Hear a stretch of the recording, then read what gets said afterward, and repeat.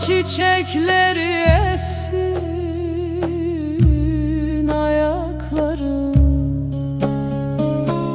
rüzgar şarkılar fısıldasın saçlarına. Düş yere,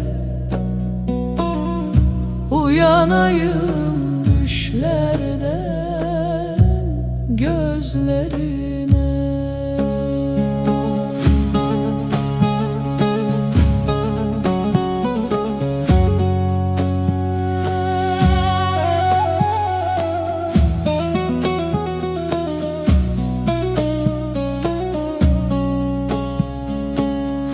Düş yere cennet bahçelerinden, sofradaki ekmek bekler ellerini, odun ateşinde beklemiş çay dudaklarını. Düş yere, uyanayım düşlerden gözlerine.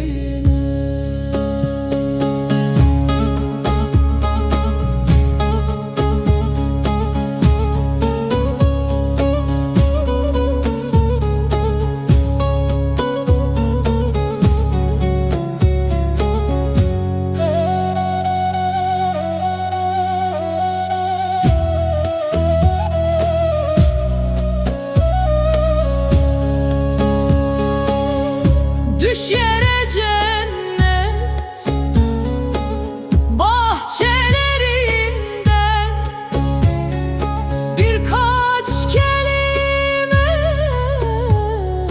düşür kalbime,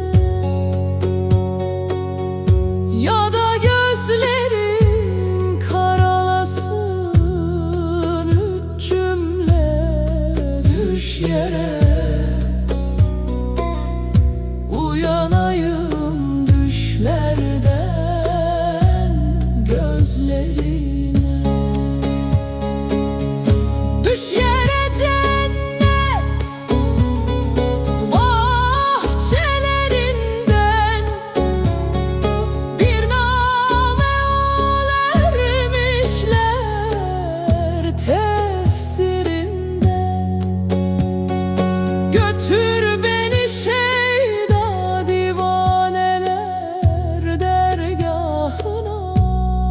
düş yere, uyuyayım